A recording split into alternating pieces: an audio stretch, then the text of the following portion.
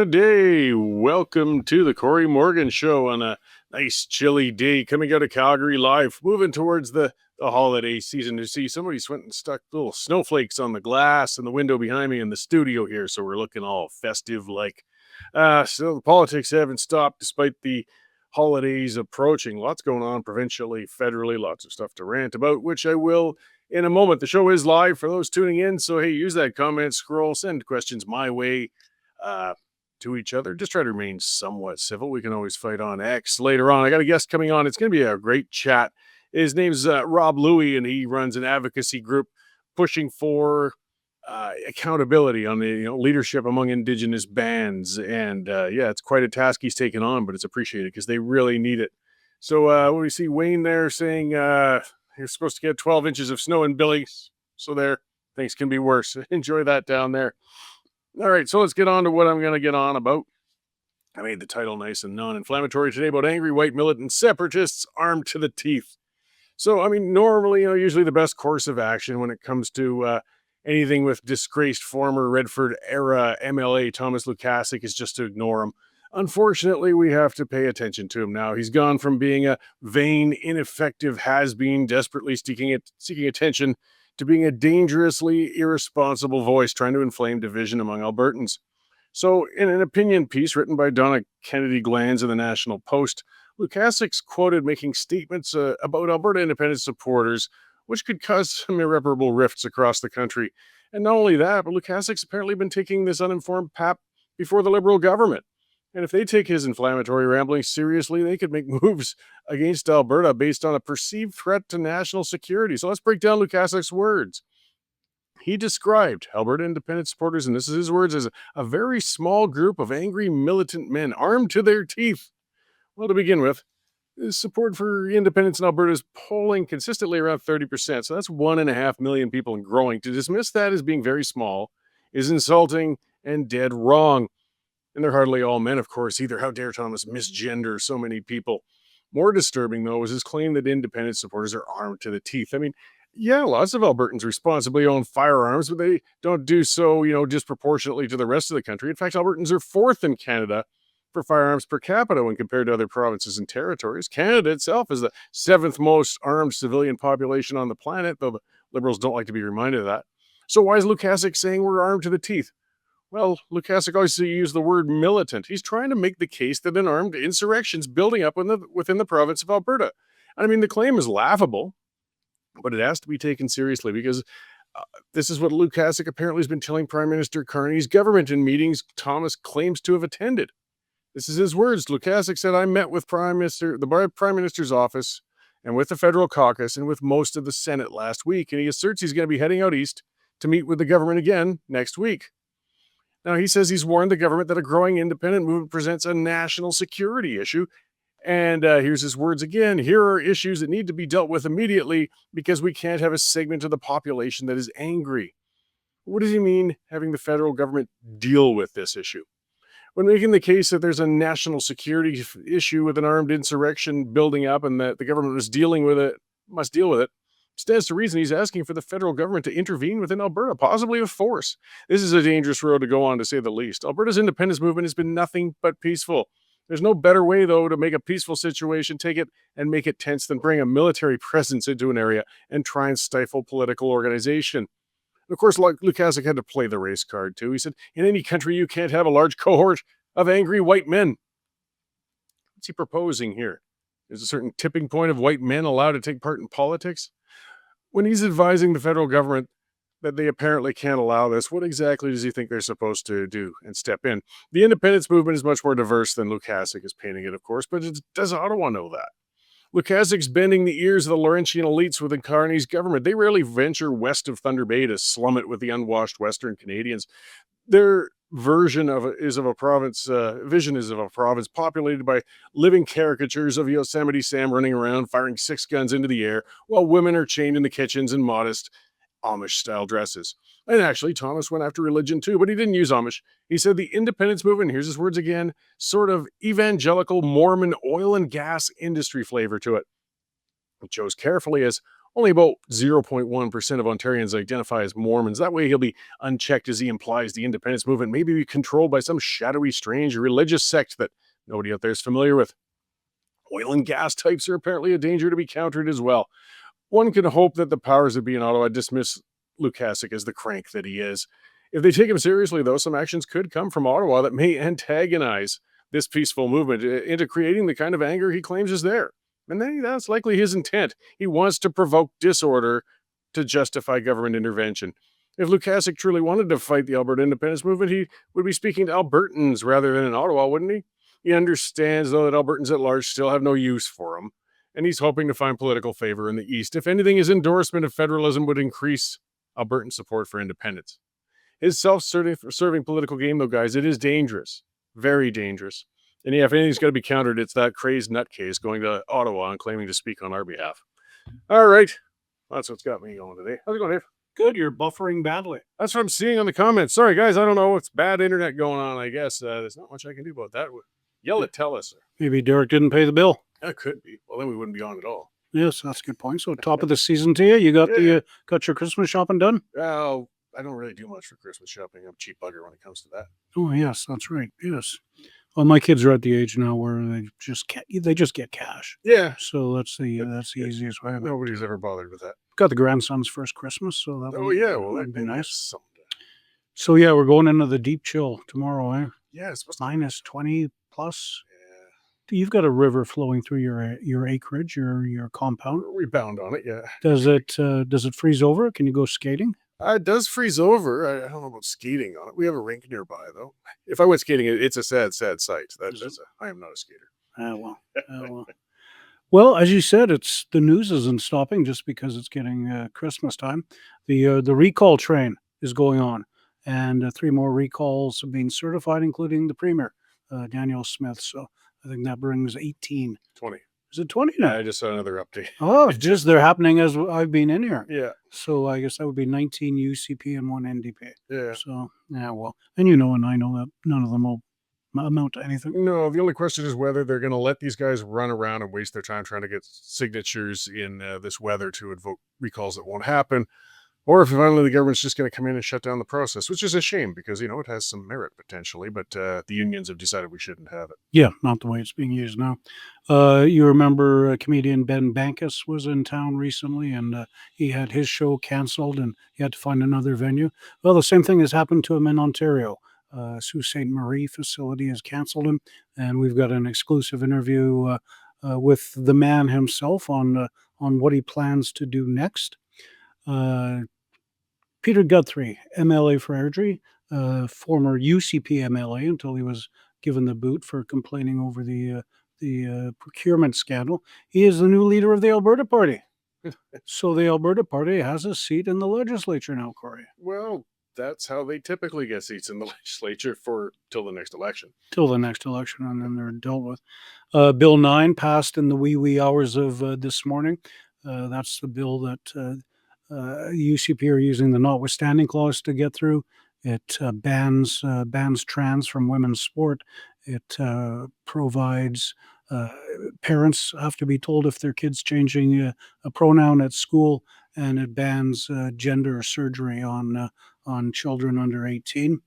Got a teacher in Edmonton, Cory, and I'm going to look at this school just so I don't mispronounce it. It's Hilwee Hemden School. He has been charged with multiple counts of child exploitation for having a 2-year online conversation with a student that he's got under there. And the creepy thing is it's a grade kindergarten to grade 9 school. So it could have started when the poor kid was in grade 7.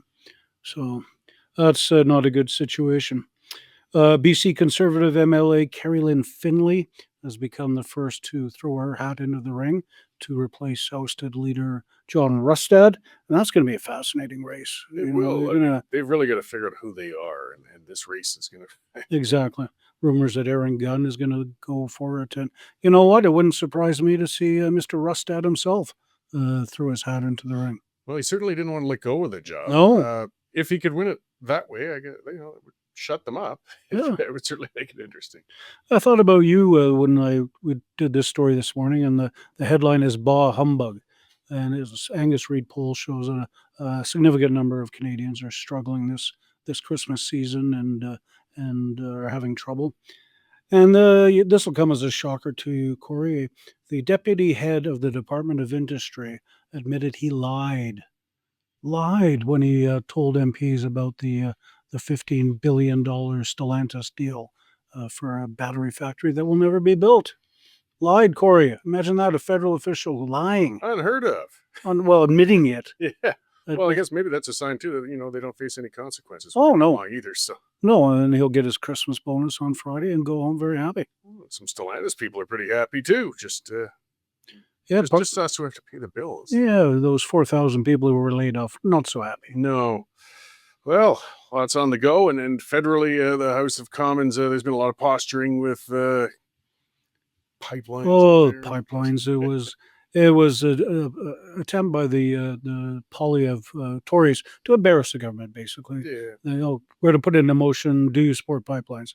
Liberals said they're not going to support it because of A, B, and C. Polyev then amends the motion to include A, B, and C, and the Liberals still vote against it.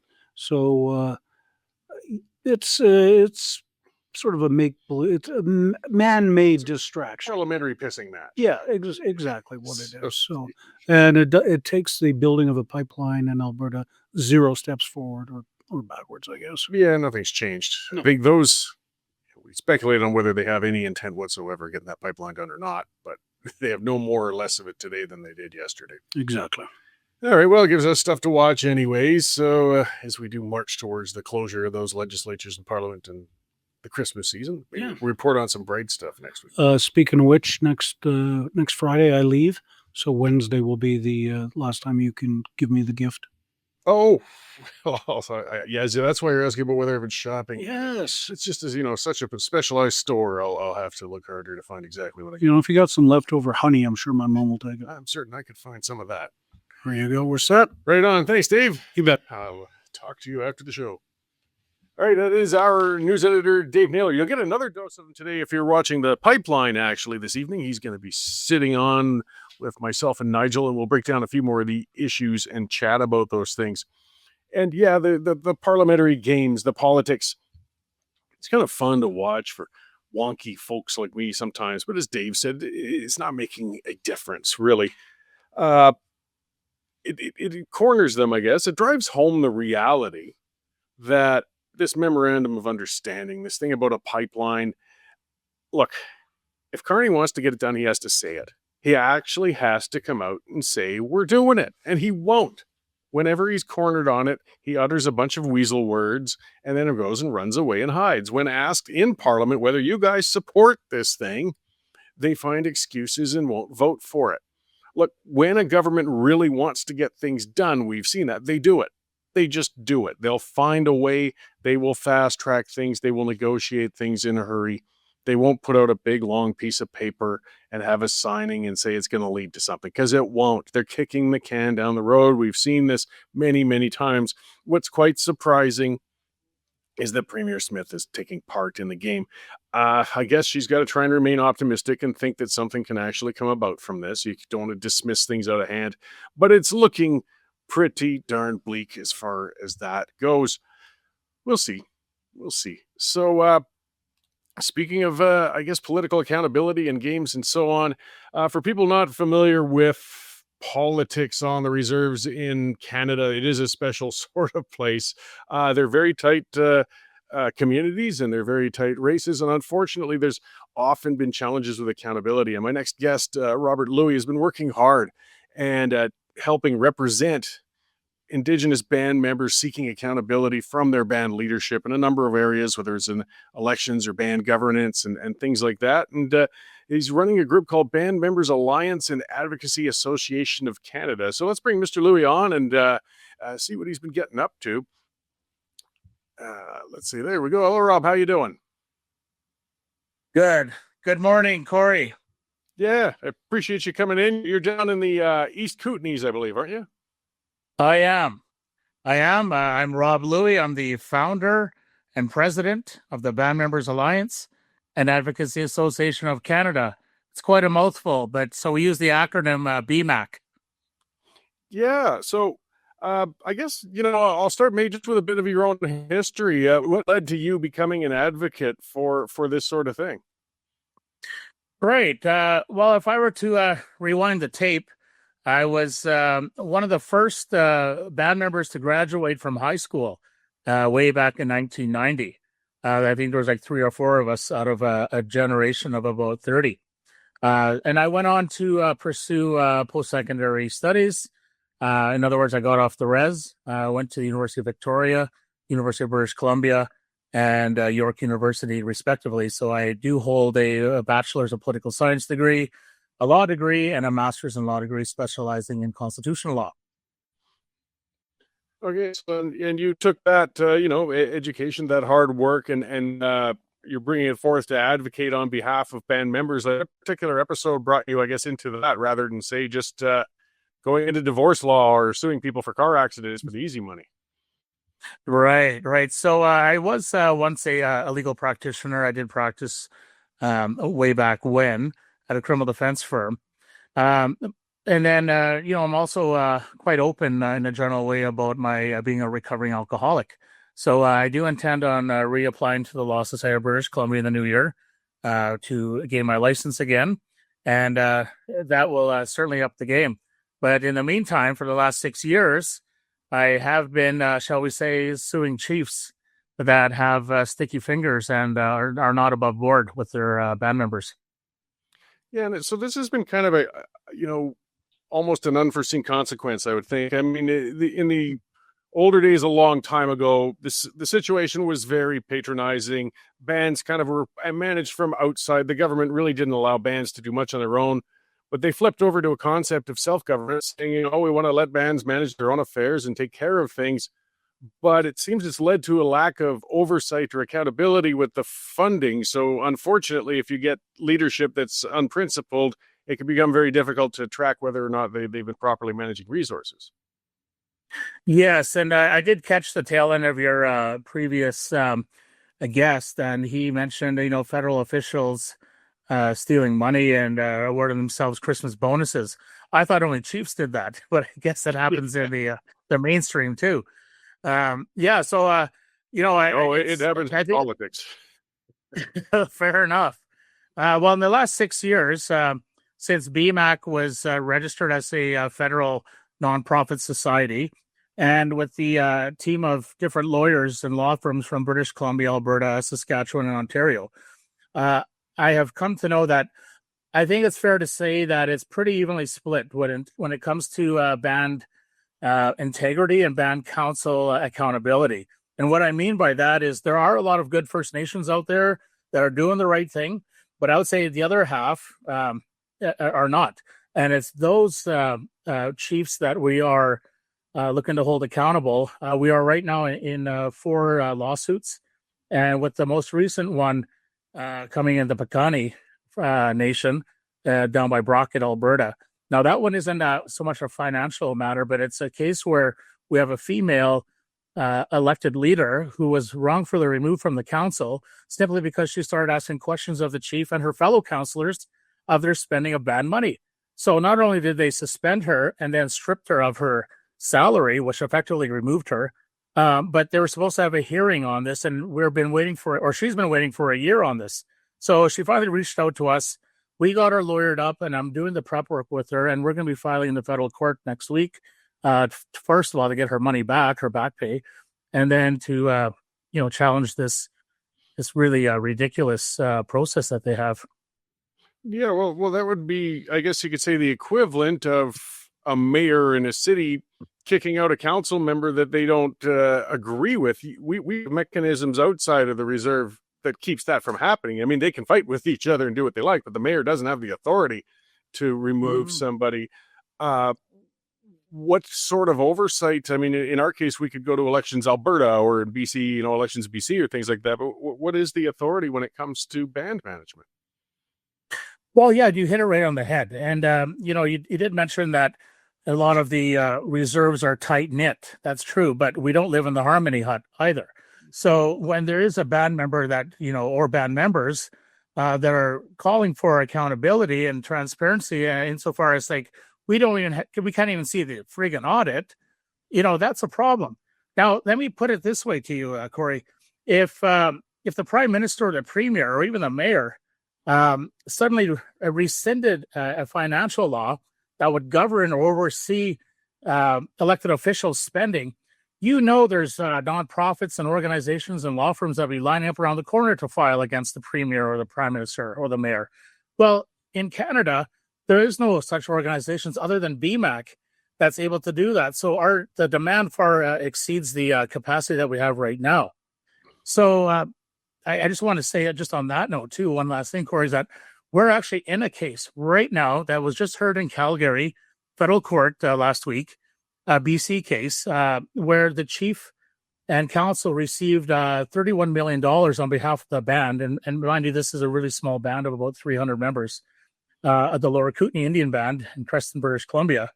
They received $31 million. And instead of announcing it to the members, they went in camera, the band council did, and rescinded. In other words, canceled out the financial administration law that was governing this band for the last decade. So, go figure, you get a whack of money and suddenly not only do you not tell the members, people that you serve, but you're suddenly operating in a legal vacuum. Yeah, and it takes so much fighting. I mean, a case that isn't one you've been working on, I believe, but we saw recently, just since it came up in the news, was that Frog Lake reserve up there with Hans McCarty. And I mean, they were managing $102 million since 2013 and messed it down all the way to $9 million, but they won't tell anybody what they spent it on, and they won't disclose to the members what happened with it. He had to go to a battle to do this, and you really shouldn't have to. Well, Hans McCarthy is a friend of mine. He did reach out to me, and we did help him initially. And the Canadian Taxpayers Federation took over from there to help Hans. And yeah, that was one of the most egregious cases I've seen, where there's initially 120 million, but they can only account for 102 million. And then it dwindles down to like 17 million over 10 years. And what Hans McCarthy, this is what the federal government, I think, are complicit in the I just call it financial hanky-panky going on in a lot of the reserves, is because Hans McCarthy needed the band council resolutions, the paperwork on how that money was taken from the feds and given to the band council, but the feds would not cough up or consent to releasing any information unless the chief and council consented. So this was a case where who the wrongdoer is, what's wrong, and the crimes that are, financial crimes really, that are being committed, but you have to ask the perpetrator permission for, to move this ahead. And that's, I'm glad the federal court sided with the banner saying, you have the right to these documents, and the feds have to cough it up now. Yeah, well, so accountability goes a little farther than just in the band councils and such. I noticed on your website the things that you help represent band members with is also on police misconduct and abuse cases. Was there a specific case that has led to having that listed on your services? So we have essentially 4 core areas. That case there, so we did receive a call for help about a year ago from a Blackfoot family where an individual was shot by the RCMP in Grand Forks, British Columbia. And we were claiming, or this family was claiming, that this was a wrongful shooting and negligence. So we're grateful to have some law firms that specialize in suing the police, one being Murphy Batista, law firm out of Vancouver. And so Murphy Batista is also doing a class action against the RCMP for any abuse from, I believe, 1955 onwards. So if Indigenous people that were arrested in the drunk tank, holding cells, if they were beat up or abused, would qualify as a class member for this class action against the RCMP. So we do help with those kind of cases. And then, if there's, Aboriginal men or women getting beat up by the cops, those days hopefully be coming to an end with our help. But again, we know that it happens. It's just a matter of getting more capacity to help these people. So going beyond the immediate cases, which is appreciated, what has to be done so that your services won't be needed? Like what are the, we don't want to say turn the clock back and take away all form of self-government or being able to manage their own affairs on the reserves. But at the same time, it seems that we need some sort of outside oversight to make sure that things are being managed well from the outside too. How can that balance be found? Yeah, no, good question, Cory. But nothing makes me shudder more when I hear the word self-government.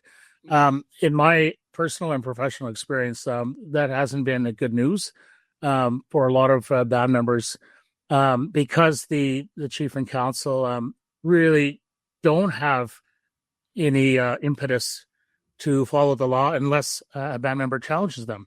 So what we need to do, first of all, is I think folks, I think should get behind, an organization like BMAC. We are the only game in town right now, and I hope that we can expand.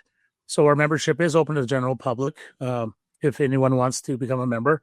But also, and I think equally important, Cory, that there needs to be a national ombudsperson, specifically for First Nations people, or an auditor general, to help with this, the financial accountability and oversight that you speak of. Because right now, there is good legislation on the books. It's called the First Nation Financial Transparency Act.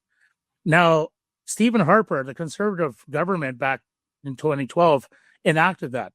When Justin Trudeau came in a few years later, he said, well, we're not going to enforce it like Stephen Harper did, and we're going to leave it to band members to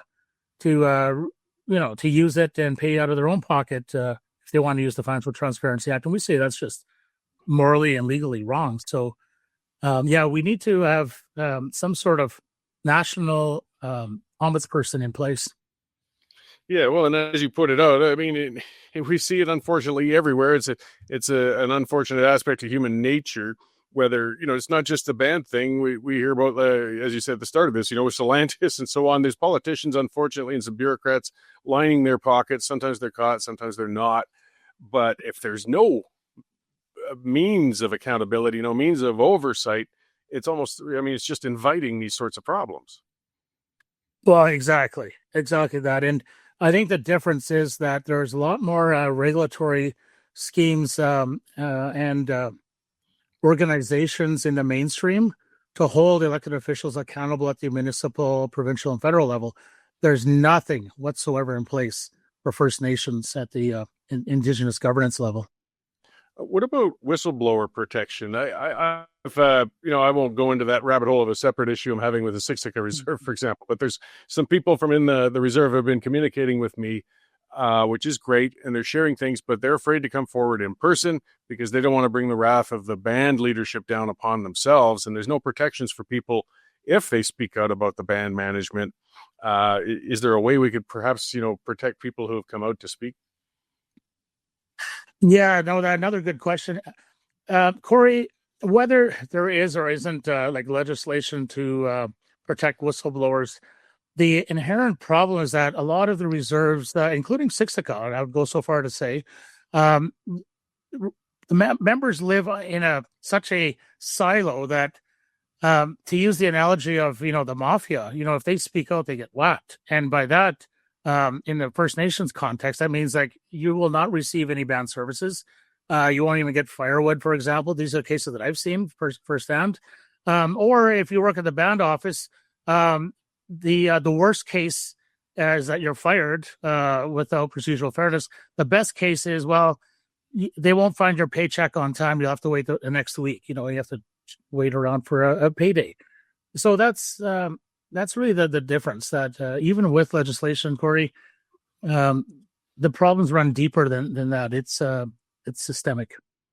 Yeah, well, and that's why it's important to have people like you, there to stand up for residents and citizens, because they don't necessarily know how to play the legal or political game. Unfortunately, sometimes it's a game. So before I let you go, one more time, then with people, whether they want to, look more about your organization or seeking your help or want to support it, where can they find you? Yeah, Cory. So again, it's BMAC is the acronym, BMAAAC.org. There's 3 A's in there. If you type in 2 A's, BMAA, you're going to go to the Black Men's Association of America. So make sure folks type in 3 A's, BMAAC.org. And if you want to become a member, it's all on there. And thank you kindly for having me, Cory. Well, I appreciate you coming on to talk to us today and the work you're doing. So thank you. And I hope we can speak again, maybe as some of your cases are getting settled.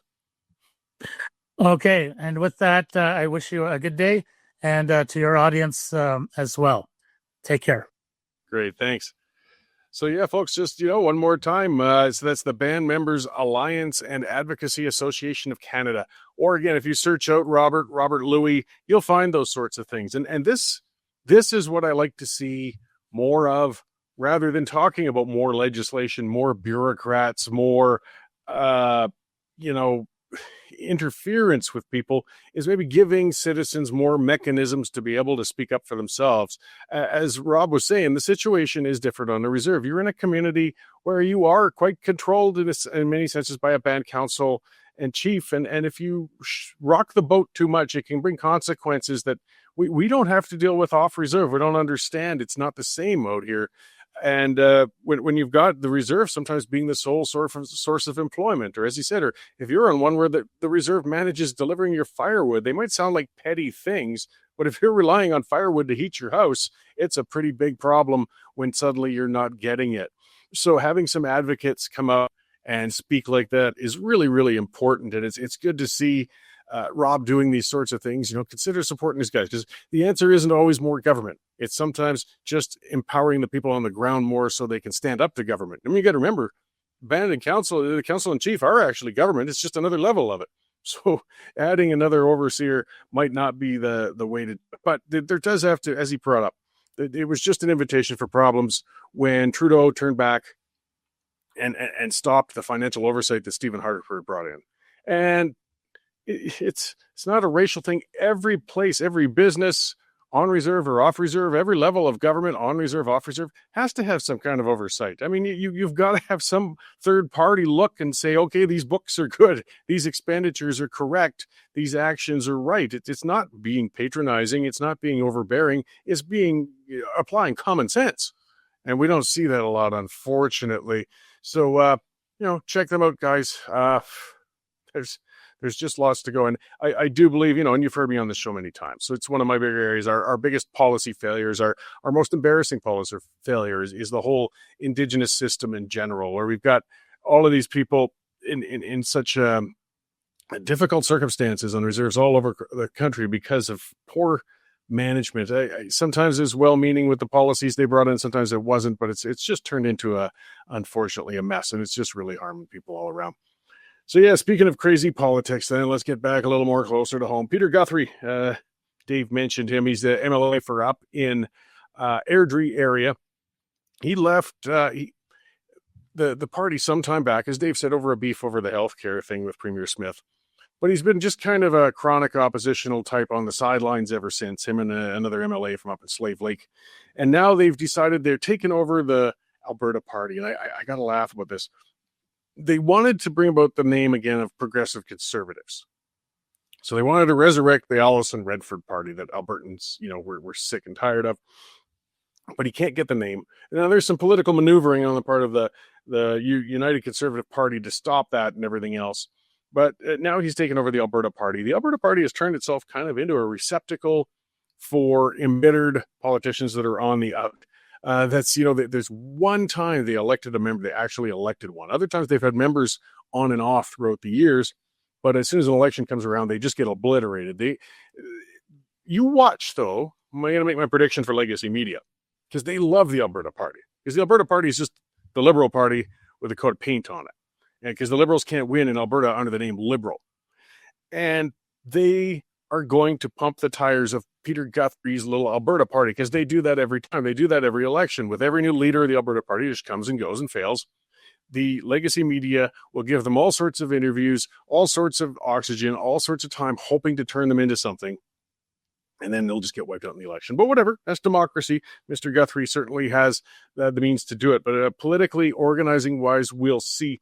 I just saw him post on X before the show started, and he said something like, he's still calling it the PC movement of Alberta. So he's trying to call it both Progressive Conservative and Alberta Party. It's just going to confuse things for himself and make it difficult. Let's get into some divisive politics. Things have been going on in the independence movement in Alberta, because it's really been getting inflamed. It's really been moving along. the reality that if anything's been proven by Premier Smith, now that Bill 14 came in, for non-Albertans, people aware of it, it's, she brought about the referendum legislation. Unfortunately, they messed up that legislation, allowing the electoral officer to punt it into the courts and drag it out to try and have a referendum on independence. So now they brought Bill 14, said, okay, we're changing that so that we will control, keep it from going to the courts, being thrown that way. It basically takes it out of the hands of the chief electoral officer. There's going to be a referendum. They wouldn't invest this much political capital, go into this much grief, push this far ahead if they didn't want to see a referendum. And some people are saying, yeah, but Smith has to come out and say she wants independence. No, she doesn't. She wasn't elected on that. We've got to stop that stupid talk. Got to stop that stupid talk. If you're an independent supporter, tell the other independent supporters who keep pissing around in the party politics to cut it out. There's going to be a referendum within a year. Focus on that, because there's not enough support to win a referendum right now for independence. Not even close. I don't care what people want to say. I speak optimistically of it. I'm pushing for it. I want that number to change. I want to see a yes vote. I've never made a secret of that. But if you're dedicating all your resources to fighting with each other and fighting with Premier Smith and just fighting with anybody who comes within eyesight of you, and people I think know which person I'm talking about, who represents one of the larger independence groups out there, you're wasting a whole bunch of energy that could be dedicated to a referendum. And then some of the people who follow each are fighting with each other and wasting more energy that can be dedicated to a referendum. Just focus on the bloody referendum. Quit shooting and complaining and fighting with each other, because you've got a bigger battle to do, guys. And it's just getting absurd. So let's see. We'll go through some of these other news items. Oh, yeah, this is an interesting one. The president of the National Police Federation. Some of the people are starting to say the quiet part out loud, and I'm happy to hear that. He said Canada's experienced an increase in violent crime in recent years, while also noting rising immigration numbers. Yes, now, it's not fully blaming every crime on immigrants. No, don't worry. We got plenty of homegrown criminals and losers who were born here, as well as others come in. But there's no doubt when we bring in mass immigration, that's the word that we got to start using correctly anyways. Mass immigration. Most common sense people aren't opposed to all immigration. No, immigration, when managed properly, is a benefit to all of us. But you have to manage it. You have to say, where do we need people? What categories of people do we need? How many people can this area absorb properly so everybody is settled? Things like that. We haven't been doing that at all. Trudeau just opened the floodgates. It's been a decade of mass immigration. And crime is one of the areas that's been a consequence. Of course, the other one is our healthcare has been overwhelmed. Our housing was overwhelmed. Our schools were overwhelmed. This didn't take a political scientist to figure out. You got this many services and you're bringing this much demand, you're going to overwhelm it. And it's overwhelming our prison and police services as well. But the thing that's different right now is seeing some senior officials daring to utter it, because of course you're always afraid to question immigration because you're going to get called the R word. That's coming along. We saw Thomas Lukaszuk. It's just white guys in Alberta that are upset, right? But that's the way it goes. They're losing that fear because we just have to say it now. It's undeniable. It's problematic. It's out of control. And admitting the problem is the first step in moving towards a solution. I don't think Canada as a whole is going to solve it, but Alberta sure can. I'm going to talk a little bit something I saw recently. When we're talking about courts, Supreme Court, all of that, which again, we have our judges writing our laws and so essentially activist judges. We got some serious problems in Canada with our levels of government. I talk about Switzerland often because I like their model as decentralized government, very disempowered federal government with a more of a council that shares terms with the president. But the other thing is their Supreme Court. It's nothing like ours. And their judges are elected for 6-year terms by the Federal Assembly. So elected people and then elect them, not appointed by a single person like we have in Canada. And then they hear appeals from the cantonal courts, administrative rulings. But the real neat part is the Supreme Court can't comment on law put forward by Parliament. Yeah, it's not their role. You don't have their Supreme Court overruling or commenting or dealing with the laws that come from Parliament. They're there for other issues. And it says that role is assumed by the people which acts as a guardian and can repeal any legislation or constitutional change, because they have referendum and recall legislation in Switzerland. I don't know about recall, but they got referendum legislation. Very strong referendum legislation. They aren't abusing it here, as the unions in Alberta are. You put the power into the people's hands.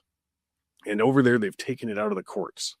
Because that was something interesting, too, that the temper tantrum that the judge had, the judge who had ruled that an independence referendum in Alberta would be unconstitutional, because the legislation came along and said, well, fine, whatever, but we're going to hold one anyway. And that's more the attitude Alberta's going to have anyway. We're just going to do it. I'm not asking. Just going to do it. I don't care what you think. But he was pretty ticked because, he thought it was his role to decide whether or not we're allowed to have one, and it was taken away from him. So he just shot at things in general. You know what? You're there to be a judge, not to offer political opinion, actually. I know it's a fine line to talk between the two. But either way, I'm just saying, as we start the mental deliberations on what a post-independence system would potentially look like, I like looking at the Swiss. And we're moving towards it. Commenter 86 saying the whole Westminster system is fundamentally flawed because it promotes winning elections over serving the people in the best way possible. Yeah, it's just the Westminster system is, superior to the feudal system that it sort of evolved out of. It was better than that, but it's not a good modern system. That gets back to the whole basis of the independence thing. This is a broken system. We're swirling the drain. The deficits are getting higher. The debt, we're shutting in our own resources because the leaders are all playing political games rather than actually looking at what is best for the country as a whole. And regions are getting shut out of developing themselves. It's got to fall apart, and it's going to. But it's just a matter of how and when. This stuff, speaking of Quebec, it's something I posted on X. This is something independent supporters should be doing, and I mean it. I mean it politely, in a sense, and honestly. I fully support the full independence of Quebec from the Federation of Canada. Why not? Of course I do. Go for it. Let us help them. And there's the PQ is in position to win a majority government if they can get an election for the first time in a long, long time, and they're doing it on the promise of holding a referendum. I wholeheartedly want them to win, and I want them to hold a referendum. It's going to be a year before they hold an election, a little less than a year, and of course a referendum will take a little longer. But boy, this country is coming to a head, guys. We can't save all of it, not under this system, but we can save parts of it as we go. And then who knows what the PQ wants to do, try and fix things over there. Something that's going to make their job a little easier. This just came out. Quebec's anti-corruption squad, and yeah, there's a busy department in Quebec, is opening an investigation into the Quebec Liberal Party itself. And Pablo Rodriguez said that an investigation's underway, and he's hoping they'll get to the bottom of it. Pablo Rodriguez, you might remember, was part of the Trudeau government, and he moved over to head the Liberals. Either way, those provincial Liberals are trying to run against the PQ for next year. This investigation, their ties would appear to be, with corruption going on with them, is not going to help them in the election very much. So the chances of the PQ winning Quebec become all the stronger. Let's keep watching that.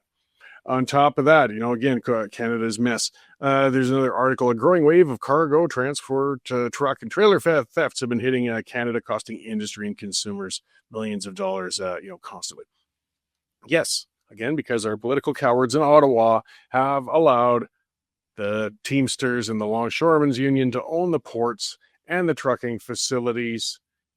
And we've got organized crime infiltrating those areas. We don't check containers. We don't track stuff. It's not just the smuggling that goes through there, but stuff gets targeted for theft as well. Why? Because Canada is broken. Those are areas, again, where federal oversight's supposed to happen, but they don't do it. They don't do their job. They're busy just navel-gazing, or as the commenter said, just doing all they can to get reelected and not really looking at what they have to do to run this country. It's an annoying and frightening time in some ways, but I'm looking at it with optimism. We keep pushing things. We can't save it all, as I said, but we can save part of it, and we're moving closer and closer towards it. So stop fighting each other. Look around your own area, see what you can do. And for you guys who want independence, just look at the referendum. Don't worry about the jackasses who want to just keep fighting with everybody, including the provincial government. They're giving you the mechanism. All right, guys, like I said, be sure to tune in to The Pipeline tonight. It's going to be Dave and Nigel Hannaford and myself breaking down a few more issues and chatting on some of those. And subscribe to all those Western Standard channels. Share them, all of that. We will talk about the issues like immigration and such that the other outlets are too cowardly to cover. And it's important. We appreciate your support. And I'll catch you next week at this time.